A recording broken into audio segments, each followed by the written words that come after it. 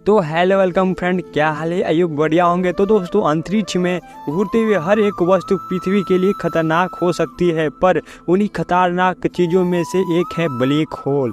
आप black hole का अंदाज़ा यहीं से लगा सकते हो कि अगर वहाँ पर प्रकाश भी आता है तो वापस लौटकर नहीं आता। आपने ब्लैक होल के बारे में ज़रूर सुना होगा।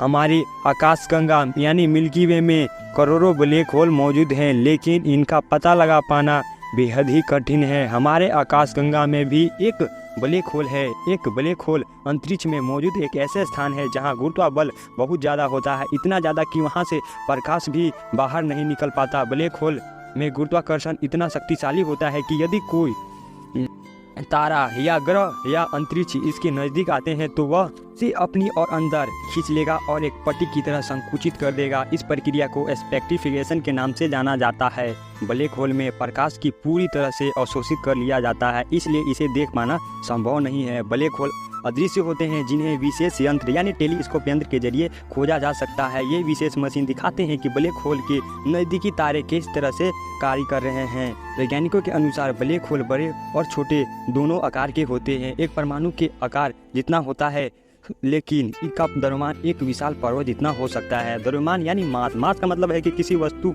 से पदार्थ सामग्री की मात्रा। ब्लैक होल का एक अन्य प्रकार भी होता है जिसे तारिकाएं ब्लैक होल कहा जाता है। इसका द्रव्यमान सूर्य के द्रव्यमान से 15 से 20 गुना अधिक हो सकता है। हमारे आकाशगंगा में ऐसे अनेक तारिकाएं ब्लैक होल मौजूद हैं। सबसे बड़े ब्लैक होल को विशालकाय ब्लैक होल के नाम से जाना जाता है। इस ब्लैक होल का द्रव्यमान एक साथ 10 लाख सूर्य के द्रव्यमान से कहीं अधिक होता है। वैज्ञानिकों को इस बात का प्रत्येक आकाशगंगा के केंद्र में एक विशालकाय ब्लैक होल मौजूद है। हमारे आकाशगंगा के केंद्र में मौजूद विशालकाय ब्लैक होल को धनु ए के नाम दिया गया है। यह इतना बड़ा है कि यह पृथ्वी जैसा लाखों ग्रहों को होल्ड कर सकता है।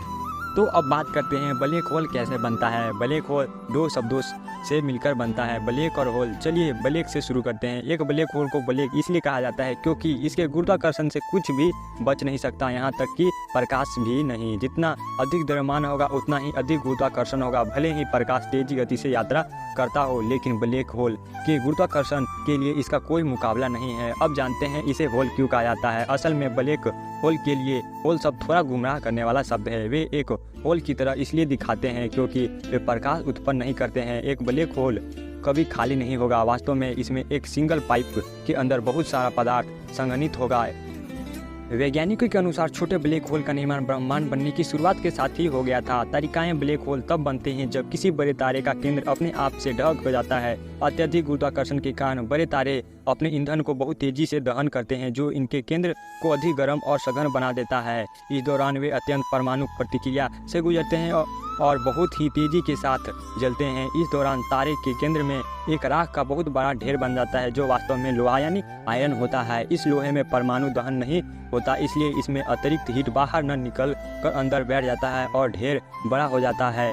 अब इस तारे में दो तरह के बल मौजूद हैं जो एक दूसरे के खिलाफ लड़ रहे होते हैं। एक बल जलने के लिए बचे हुए ईंधन से आता है, जो इसे सिकुड़ने से बचाने का प्रयास करता है, और दूसरा बल लोहे की गुरुत्वाकर्षण होता है, जो सब कुछ अंदर खींच रहा होता है। इस दौरान तारे के केंद्र को पकड़ने रखने के लिए दबाव बना रहता है। गुरुत्वाकर्षण बढ़ता जाता है और दबाव कमोवेश वहीं रहता है। अंत में गुरुत्वाकर्षण जी जाता है और सब कुछ ढहरे लगता है। इस दौरान दो चीज़ें घटित होती है। तारे के कुछ पदार्थ अंतरिक्ष की तरफ टूटने लगती है, जिससे उत्पन्न होने वाले प्रकाश को हम स्पिरेनन बोलते हैं, और बाकी बचे स्टफ एक बिंदु में संगीन हो जाते हैं, जिसे सिग्नलेट बोलते हैं। ये ब्लैक होल तारे से बनते हैं, इसलिए इन्हें तारिकाएं कहा जाता है।